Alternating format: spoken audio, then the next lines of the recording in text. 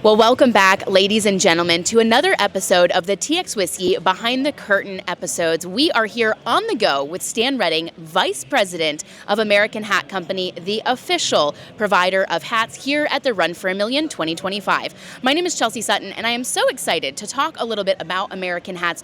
Started in 1915, 110 years old this year. Tell us about American Hats, a little bit about the brand. Tell us about your introduction to this event and the sport of reining. Sure. This is our second year at Run for the Million, so this is a bit of a new venture for us. We, over the years, have really put a lot of our intention into rodeo, of course. We're very dedicated to youth events, youth rodeo events, National High School Rodeo. We've always kind of hung our hat on the kids. So we're very well known in the rodeo world. And then about 10, 12 years ago, Taylor bought Bosque Ranch in Weatherford, Texas. And we went on board with Taylor as one of his first sponsors at Bosque. And that kind of put our toe in the water to the cutting horse world and the reiners and the working cow horse. So we have definitely grown in that, and it's been a lot of fun. Well, and you're not new to hats. That's not new. Talk to me about the difference that you guys see in industries, in the type of customer that comes in to buy a hat, and the way that you take them through the process of selecting one that's right for them. That's a great question, because it is so different when you do the different disciplines of Western lifestyle. We do rodeo events, of course. We do team roping, barrel racing, all kinds of events. And some of that is a bit similar, the rodeo world is, in the way that they wear hats and what they like as far as colors or straws and two-tones and things like that. And then we get to the cutters and the reiners, and it is definitely more colorful. We do in shaping for the rodeo world. Everything's a little more rounded, not so precise. Then we get over here to the reiners, but it is high and tight and sharp corners, and they like blues and reds and which is very unusual for what we do the most of the time. But we really love doing it because it's different. Can you take me through the process? Because I have so many questions. Yes. I've been in the equine industry my whole life, but I haven't competed since I was a teenager. And so, I'm not on the farm wearing a hat frequently. But this is an iconic part of the cowboy industry, whether you are horseback or whether you're wearing it for fashion. And I know you get those customers all the time. So can you take me through the process step by step? This is what we do. So we look at your facial features is the big thing immediately. If you have a long, slender face or a little wider face, that definitely depends on how we're going to shape your hat. We, as professionals that you'll get to meet, you don't even have to tell them that. They know that's what they do all the time. But having been in the hat world for over 30 years, I see people walking around sometimes that I think, okay, you bought that at a department store, because they didn't know, and it really makes people decide, especially newcomers and first-timers. They've never had a hat before. They're very uncomfortable because the number one thing is when they put it on, it looks big. It's overwhelming to them. So if we can make that fit their face, their facial features, and they're comfortable with it quicker, it takes them a little while. It takes them adjusting, but it's certainly, those are our repeat customers. They'll come back because they'll go somewhere else and get the department store concept, and then they come back here where we do it right. And they buy hat number 2, hat number 3. So. Beautiful. Well, we have our camera crew with us. We've got an audio team, and we have this beautiful booth here at the Run for a Million. Can you take us around and show us the process? Yeah, I'm a little uncomfortable with you not wearing a hat. So how about we fix that? Let's do it. Let's do it. As you see, we have all kinds of colors.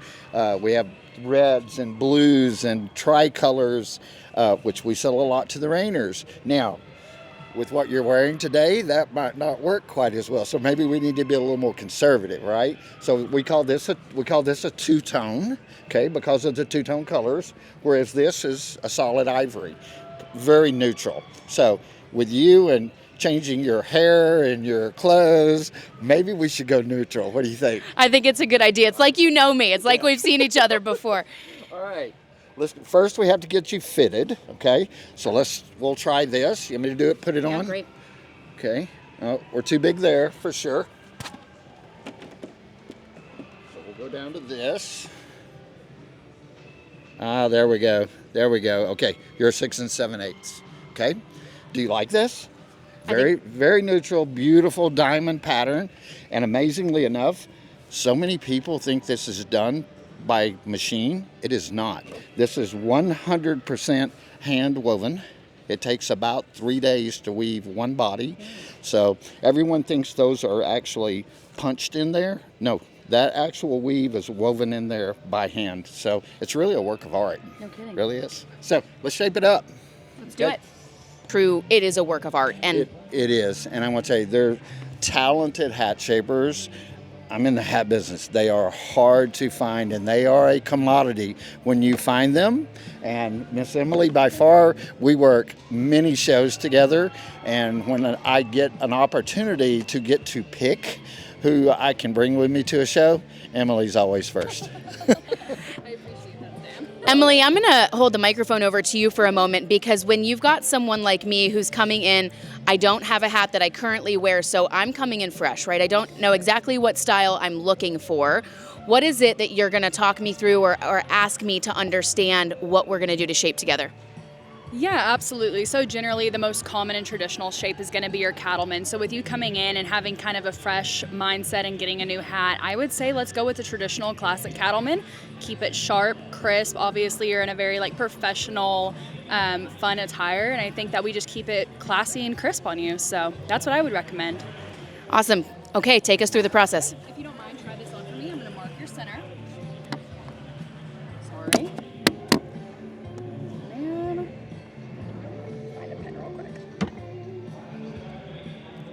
How's it fit? Feels good. Good. Doesn't feel too tight. I don't know exactly what I'm looking for, but Good. So you want it snug front and back and a little loose on the sides, because whenever we shape it, it is going to elongate some. Perfect. Thank you, ma'am. I will take that from you.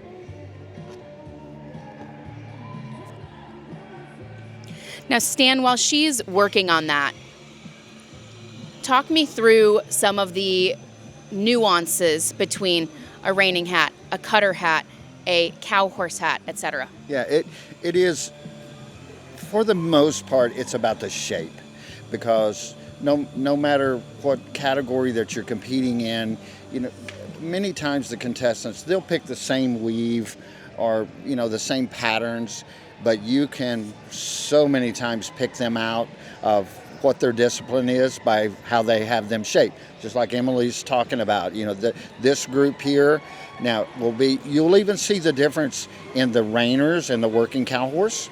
The reiners, you're not going to see any rounded fronts at all. Working cow horse, you'll see 35-40% of them will have that, but not the reiners. Cutters have a little more variety. They move around a little bit, but like I told you, with Emily, where she puts what we call cutter bumps, and those are little bumps that we put right in here, and the whole concept of that is so you can get really deep down in your hat when you're competing. You'll see them once they're through competing and they ride off, you'll see them take their hat and lift it up because it's a little tight because they pushed it down. So, but that's the cutters, that's what they do. So it's fun to watch the different thought process of each category. Well, and we talk a lot here at an event like the Run for a Million about nuances in how competitors are using the hat in the arena, but the hat, as we talked about in the beginning, is an icon of not only the cowboy and the cowgirl, but the cowgirl and cowboy way of life.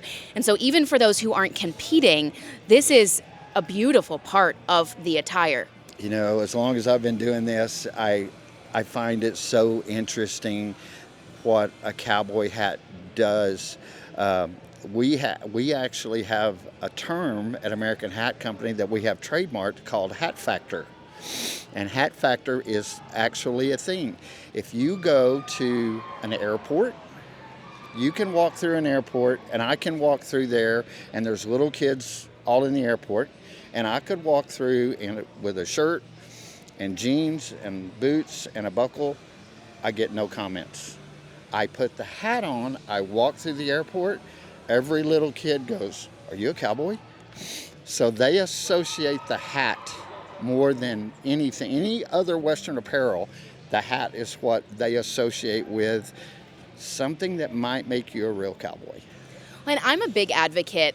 To me, this is what the Run for a Million is doing, in welcoming people who might not have grown up on a ranch or grown up in the cowboy way of life to come and be a part of this industry and this lifestyle with us, whether you have a horse at home or ride or not. I feel as though you guys are the same, especially when I look across the type of products that you have, the way that you interact with guests, the price points that you offer. Can you share a little bit of your philosophy on that? Yeah, and we've seen a huge change, honestly, since COVID. The mindset of the general public of the United States, I think a lot changed back then. People were at home, they're watching television, they're watching cowboy channels and things that didn't exist prior, and they got their first taste of Western lifestyle and what it might mean. Yellowstone comes along, right? Everybody's watching that, and they see this family mindset and the Western mindset, and they all wanted to touch it, because I think a lot of people, they, like you said, they don't grow up on a ranch, they don't have horses, but somewhere there's kind of a desire to love it. And so we always say at American Hat Company, you don't have to have a ranch, you don't have to have a horse. You just have to go to sleep at night and think about wide open spaces and blue skies and what we love, and you can be a part of us. What a great way to say it. I'm going to take the camera back to over what we're doing here, because she's starting to work on the brim. And this, we've talked about fashion, we've talked about, different styles through the disciplines, but this came from functional use out on the range, right? Protecting us from the sun while we're on our horses, or we're working cattle, whatever it is that we're doing. Talk to me about trends versus function. Okay. Probably the biggest change that I've seen over the last few decades are brim sizes. If you go back to the 50s, okay, cowboy hats in the 50s were not cowboy hats today. They would be what today we would call a fedora, a dress hat. They had little 2 3/4 inch brims, maybe a 3-inch brim, little snap fronts. But every man wore one. Nobody left the house without a hat. They just didn't. That was the dress code back then. Then you come up through in the 60s, a 3.5-inch brim, which today we consider tiny. That was a big brim. A 3.5-inch brim was a big brim in the 60s. And so evolution kind of through the 70s, it got to 4-inch brims became the standard. And back then, tall crown, really, really tall crowns. This hat that Emily is doing is what we call a 6-inch open crown. So when it's open, it's 6 inches tall. When she gets through with it, here it's going to be about 4.5. Okay, but we call it 6-inch because that's what it was. In the 70s, it was 7s. Everything was 7s, and it got shorter. The brims got bigger, the crowns got shorter. Today, a standard brim is 4.25-inch brim. 7, 8, 9, 10 years ago, it was 4. So that has made a move, and it's also geographic. If you go to Texas, Oklahoma, it's 4.5. And 5s, even bigger. But across the country shows that we do, it's 90% 4.25. But there's been a big change. But at the end of the day, if you look at felt hats, a felt hat today, there's no fashion change. It looks just like it looked 40 years ago. It hasn't changed at all. That's a great point, because while there are some trends that aren't changing nowadays, I'm noticing that trends are sometimes changing year to year or within every few years. You talked about the colors and the fashion styles in some of these straws. Are you finding that to be true? Absolutely, yeah. And colors are, especially in straws, colors, they're either in or out. I mean, it is just the hottest thing going, the wildest color you can put on it, or it's not at all. And amazingly enough, the kids drive a lot of that. The high school rodeo kids, a few years ago, maybe 6 years ago, color was everywhere. I mean, all these kids, high school rodeo kids, are all about how much color can I put in a hat. Then we go to the national finals, I think, in Wyoming that year, and we brought all these colored hats that these kids are buying like crazy. They all go white. Every kid walks in, they want a solid white hat, and we're going, what? Well, what happened was they all went to the senior prom that year, and they all had on the same colored hat. So now it's not cool anymore, right? So now it goes all white. They could all wear white, and they're comfortable with that, but they all can't wear purple and white. So the kids drive a lot of it. That makes complete sense, especially in the retail market where they're leading a lot of our decision-making processes. Tell me a little bit more about the booth here, because you guys are a manufacturer. Yes. Yeah, we are a manufacturer. Anytime that we do a show, and we do shows all over the country, we tie with a retailer. American Hat Company, we do not sell direct, so we do not have an online website that you can go purchase a hat. You can go to AmericanHat.net and see the store locator, and we'll list our retailers where you can go. But at the major shows like this, National Finals Rodeo, other really big shows across the country, we're here because we're the sponsor, and we're connected to whoever, like Taylor, we're very closely connected, but we bring National Roper Supply, NRS, out of Decatur, Texas, which is one of our top retailers. So we'll come and help set up and support, but it actually goes to a retailer. That's wonderful, and I know that you can find American hats just about wherever you are. You can. Supply and demand has been an issue for the last few years. I mean, cowboy hats are hot. Western in general is hot, right? Cowboy hats are really hot. So we are sometimes a year and a half out on production, and we're making more hats than we've ever made, but we never catch up. It's been amazing for the last few years. What a beautiful problem to have, Yes, right? it is. It's a good Yes, it problem is. to have. Okay, so she's wrapping up. Tell me, a hat like this, how long does it last someone? It depends on how much you wear it, for sure, right? American Hat Company, we really pride ourselves on our straw hats because we use a petroleum lacquer. Almost everybody else uses a water-based lacquer. Petroleum lacquer is like oil-based paint, so it takes it a long time to dry, but you can wear that hat out in the rain and it'll just run off. I mean, like a waterproof hat. So our hats last a really long time, but we do consider straw hats as a disposable item. I mean, these cowboys that are wearing them hard, some of these guys will go through 2 or 3 in a summer. But most people, a really nice straw hat will last you a couple of years, whereas a felt hat, they're heirlooms. They get handed down, Absolutely. What's next? I think it's time for you to try it on. Okay, if you'll try it on for me and look at me, we'll make some small adjustments. How's it fit? I feel so fancy. You look fabulous. Okay, step forward just a little bit if you don't mind. I'm just going to tweak here. You always look a little different on, so you have to make small adjustments. And I'm very picky, so I want to make sure it's perfect when you leave. It looks great on you. You like it? I feel like a cowgirl, let me tell you. It looks great, but we got to top it off, okay? One more little thing here. These, as you see, American Hat Company. Show the camera that. All right, we're gonna top it off. Okay, let me have your hat. We're gonna make you part of the family with Oh my your goodness. Positive Time sticker, which we didn't tell people what that means. Our Plus X, that was Mr. Maddox's cattle and Susan's cattle brand, which is a Plus X, which stands for Positive Times. So we trademark that. That goes on every American hat that leaves this booth. I'm so glad you touched on that because it's iconic with your brand, and I've never thought to ask what that is about. So now, how about that? How We're about good? I do feel like part of the family. You are part of the family. Okay. Well, Stan, you've told us about where people can find you. Obviously, if they are here at Run for a Million, we want them to get over to the booth and see you guys. You're on the concourse here in the main Coliseum, so they can come find you all the way through Saturday night. Yeah, we're here one day, 13 hours. So they're long days. There's no excuse not to get out here and see us. That's exactly right. And don't be shy because, like I said, the team here are spectacular.